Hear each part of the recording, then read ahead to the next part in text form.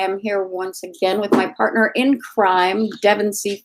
British author extraordinaire, and we are going to go straight to your questions. Thank you.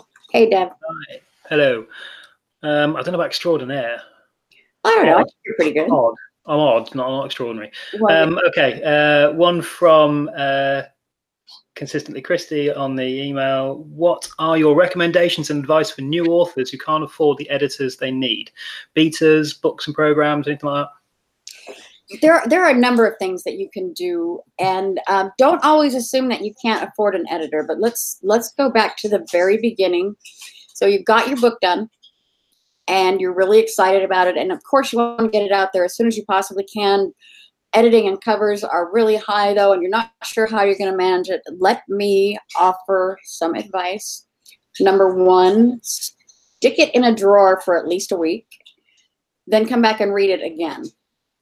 That would be the very first thing that you want to do, and something that everyone could benefit from, not just new authors, but try and find somebody who will read your book aloud to you. And you can read it aloud to yourself, but it's not as effective. You know who actually does the have someone read it aloud to you thing to great effect is Nick Cole. Has someone read his books aloud to him, because the person who didn't write it is going to catch every single thing that you missed. When you see it and read it yourself, you're going to not see that you got hoard and hoard wrong. You're not going to see that you skipped the in this sentence. You're not going to see all these little things. Having somebody else read it out to you will highlight these things for you. So if you can't find a person, there are programs that will read your books back to you. And I highly recommend that you do that. Beta readers are amazing, but they can be problematic in that your beta reader is only as good as your beta reader is. Some of them are perfect and wonderful. Some of them want way too much to help, and so they suggest changes that maybe aren't necessary. And if they're your friends, which they often are, they may not be honest. Writers critique groups, there are any number of them on Facebook. You can go that route. You can also, and this is kind of exciting, you can get a paid beta reader or a limited manuscript assessment. I know that Lauren offers this. Kayleen also, on a very limited basis, is taking a few clients for a manuscript assessment / paid beta read that will, help you find the errors in flow or problems with flow and consistency. And these are less expensive options.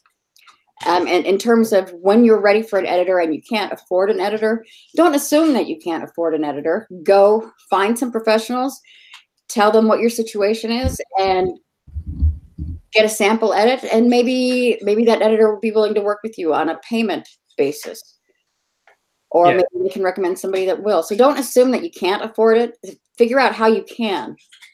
I think we covered some of that on the previous episode. Don't assume that an editor will quote your work potentially based on the standard of the drafts you hand over. So if you chuck a first draft in, as opposed to going through betas, going back over it yourself, it may have a big difference on the cost factor. You mentioned a really good point. Finish a book, put it in a drawer, forget about it. My first book, for people who don't know, I wrote my first book over 3 years ago, having never really written anything creative before, and I made the mistake of trying to edit it myself about 10 times, and even then I go back and I read the edited version now, and it's like a hatchet job in comparison to what I write. You cannot edit your own work fully. You can go through your own work, you can clean up your manuscript, you can use programs, you can make it a better version of what it is, but you cannot properly edit your own work, is my full belief. I know everyone does it differently with beta readers. My beta readers, I don't want them to point out the grammar, any spelling errors like that. I want them to comment solely on the flow and the direction of story, what jars, what doesn't work, so that I can then go through and do my developmental first. So there's a lot that you can do before you even consider going to an editor. Absolutely. Absolutely. And the more that you can do yourself, the better edit you're going to get in the long run anyway. And the more you'll learn about your own work and the process. Okay. When you decide on developmental edits, do you use, hello Dex. Sorry.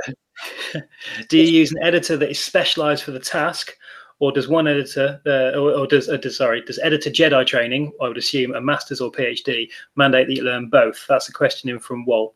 So do you use an editor that's specialized for the task? I would recommend that you do use an editor that specializes in whatever level of editing you're looking for right then. I personally, I'm going to kill this dog. I prefer not to do developmental edits unless I'm doing them in Canon, and I have control of the world and the universe anyway. I am much better at line and copy. I'm good at the words. The ideas are not necessarily my strong suit, and I typically send a developmental edit to some. I'll refer that out anyway. So yeah, anybody that says that they're good at everything. Yes, some people are. Maybe 1 in 10,000 editors is good at everything. So find somebody that's good at what you're looking for. That's my. Okay.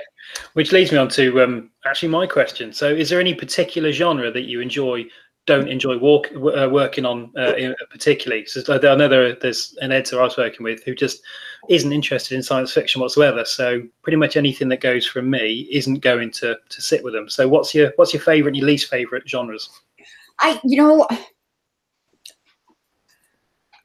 really don't hate by genre and I read across genres. I'll read almost anything. I love Danielle Steele, for instance, and I also love Robert Heinlein. So for me, it's about the quality of the work, not about the genre. Okay. One from Bill Frisbury. How can you determine the quality of an editor? Well, you get a referral. Go read reviews. Hear what people have to say in authors groups about editors that you may be considering. But most importantly is get a sample edit from whatever editor you're considering. Look at it and see if you feel like they're treating your work with respect. See if they seem like they care about it. See if it's any good. And then show those edits to somebody else and see if they think they're good. Yeah. So again, you touched on an interesting point there. What we do as writers, editors, none of it exists in silos. None of it exists in its own circle. A fresh set of eyes at every stage of writing, developing is worth its weight in gold, I think. Absolutely. Absolutely. How did you get into editing professionally? Have you always done this, or did you do something else? So this is basically asking about your previous career in Black Ops. Well, we don't talk about Black Ops. We don't. If you're, I don't know if you know who David Gatewood is. My story is about the same as David Gatewood. David Gatewood was Hugh Howey's first editor, and they found each other by David Gatewood sending an email basically saying, "Hey, I really like this book, but this is what you did wrong." And potentially risky. Well, but he wasn't an editor. He was just a fan. Yeah. So, and he ended up being the editor for the best-selling, Wool series. And I kind of came in the same way, although not by design. I had read a book that I really, really loved, and the author just had the same recurring typo. And so after agonizing over it, I sent him a very pleasant message saying, "Hey, I really loved your book, and it was really great, but you did this." And long story short, he asked me to beta read his next book, and by the time he was ready with his next book, I had already edited his entire catalog, sent all the corrections back to him, and I was the editor. People noticed and started seeking me out, and that was 5 years ago. Brilliant. So I've had people send me similar contacts. One was fantastic. I'm obviously not American, and I don't really. I know it's a shock to some people, truly. Most of my books are not written in US English. Now, let's be very clear on this. It's a constant source of should we say, friendly rivalry among the Keystroke family. US English and UK English are common languages. They're not the same language. They have developed very differently culturally through reasons like dropping extraneous letters because they cost too much to send on telegrams, things like that. The languages have evolved in different worlds. So whilst we speak the same words, we are actually read and write in different languages. It's simple as that.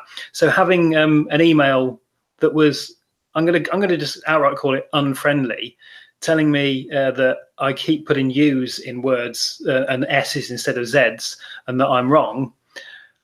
How do you respond to that? It's like, yeah, thank you very much. Yeah. So yeah, potentially risky move, but obviously it's worked for you there. And interestingly enough, my guy was my first client is Australian, who was trying to write American English for the American market. So that worked out well. Although I do speak, or at least read fluently, UK English. I love Dick Francis. I love, well, anyway. Next question. Any tips on writing stronger dialogue? Sometimes I like to method act my characters to better get into their heads. That's a really good thing. I do that quite often, actually. But conversations are tricky. That's where having a split personality probably helps. I'm having trouble finding someone who'll play the role with me. I'm not sure if this is a dating website or what. You could try Craigslist. Tinder, no. So yeah, any tips on writing stronger dialogue? Contractions. Don't worry so much about what the grammar is. Worry about, would somebody actually say that? Would you say that? Would your mother say that? Would your grandmother say that? Would a robot say that? Would anybody? Who's going to say that? Would somebody really say that, or does that just look really, really stupid? Yeah. No, I do that a lot. It's again, it goes back to the accessibility. When people who are more into their audibles as well, they will pick out problems with reading dialogue more than people who only read, because they hear the things played out. Exactly. So yeah, definitely, and playing it out is a great idea. But learn to do other accents and do some voices and play the whole conversation. Okay, last one for today. Are there any self-editing techniques or steps an author should take before inflicting his or her work on an editor? Another one from Bill Frisbee. I think we've probably covered this one a little bit. We covered that one, but it never hurts to recap and bring fresh eyes or bring fresh thoughts. Put it in a drawer, walk away from it for a while. Come back to it, read it yourself, read it out loud. Get somebody on Craigslist to play act it with you if that's your thing. Never assume that your first draft is done, because it's not. No. Do the best that you can for yourself, for your work, before you engage an editor.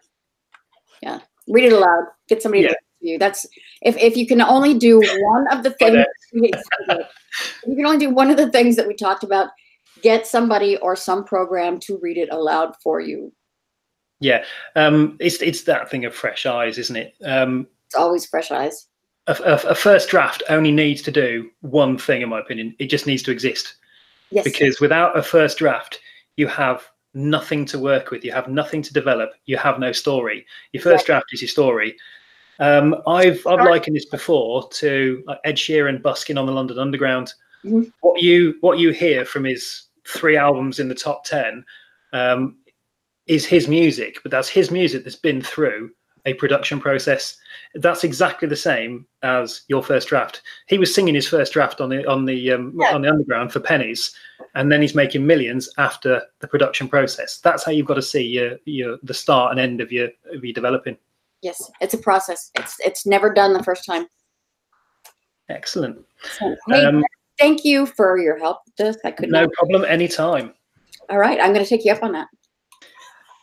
All right, thanks, y'all, and we will see you next time on Ask the Editor. Bye-bye. Bye.